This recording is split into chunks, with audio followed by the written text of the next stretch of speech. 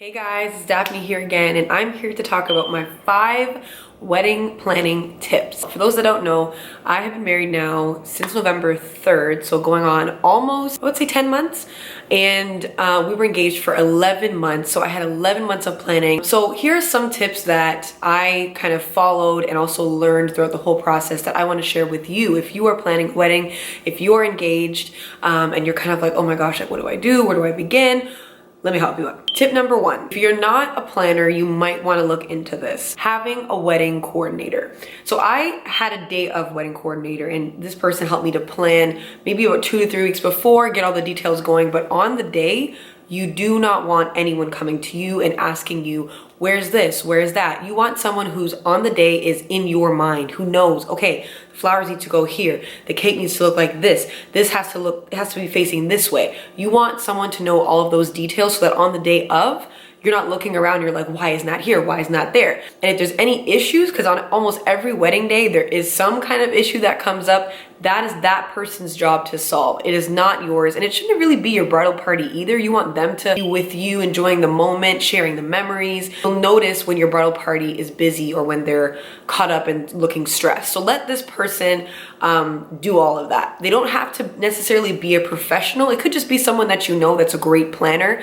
It could be a family member who's very organized, but someone that you have a good relationship with so that you can properly communicate all of your wishes and concerns and things like that on the day of. So I would absolutely recommend, especially if you're having a wedding over about 90 people, I would definitely say have a day of wedding coordinator to make sure that there's a flow that's going on. You don't want to be the person, okay guys, it's 11, we have to go. Okay, this is the order. Like, you don't want to be doing that on the day of. You want to put all of your thoughts on paper and communicate it with this person. Step number 2, if you have a wedding coordinator that's your planner from throughout, that's amazing. It is more expensive, but if you want to do what I did, which was just have it, the day of coordinator, which was a family member leading up to maybe like 2 to 3 weeks before, what I did all, the rest of those 11 months was I used the knot. The knot is life. The knot planner, the actual physical binder, I was recommended to it, and I've recommended to every other person I know that's gotten married, and they have all used it. It is so detailed. It gives you tips, it sets budgets.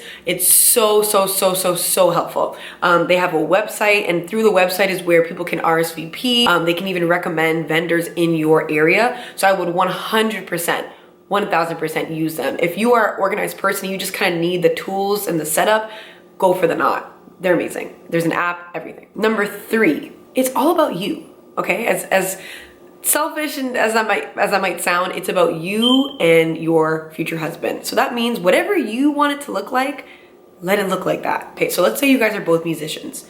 Incorporate that into your wedding. Have musicians at almost every part of the wedding. Feature certain musicians. Get all your musician friends and let them be your entertainment for the night. Let's say you guys are both artists. Maybe you want to incorporate art on your center tables or in your venue. You want to hang up certain pieces of art that speak to you or things like that. Let's say you guys both love traveling. Put that as maybe your theme for the wedding, and that's your centerpieces. That's how you put your numbers out. Really come up with that theme. I mean, what resembles you guys? What are you guys about? What do you guys enjoy? For me and my husband, we were really about faith. We wanted people to really experience, church. We included praise and worship in our ceremony. We had lots of prayer, lots of scripture, and throughout the night, and that people really got to hear about us and how we became who we are and how God was a part of that. So that was our theme. But it can be anything. If you love boats, if you love restaurants, if you like it really, there's no formula. I've seen so many different ideas with weddings, and honestly, it's literally whatever you want. If you want traditional, if you don't want traditional, it's really up to you. It's what's gonna make you happy. So number 4, stick to your budget. First of all, set your budget. The knot is great. I use that budget portion of the book all the time. So with that, have a budget, be realistic, stick to it. Don't mess with it. One thing that we always said is that we don't want to start off married life with debt from our wedding. We're supposed to be enjoying this. This is a whole new process.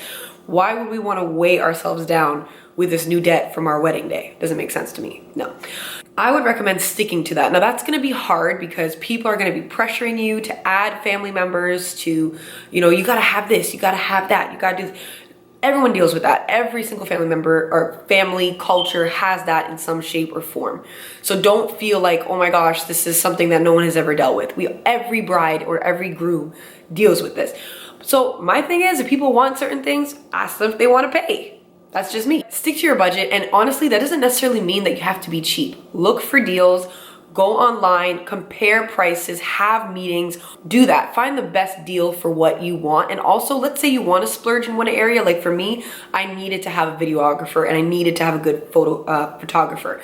So that I made sure that I had the right budget for that to have good quality. Stick to your budget and look for the best deal for what you want. Last thing, number 5, take breaks. Honestly, it's gonna get stressful. It's going to get annoying. You're gonna feel frustrated. You're gonna feel overwhelmed. Take a break and say, you know what? This week, I'm not gonna think about wedding planning. Maybe don't do that the week before, you know what I mean? But maybe you're like 5 months before and you have a lot of things figured out. I really, in the first like 3 months, I went off. Like I was like, everything is planned out. Everything was done. Everyone was contacted. I knew what I was getting, but I just had to kind of wait for the rest of the year. So around the 5-month mark, I said, okay, I can take a break from this. I can focus on actually the fact that I'm getting married. You know, people don't really focus on that. I should have put that. That's my number 6. Sorry, I'm lying.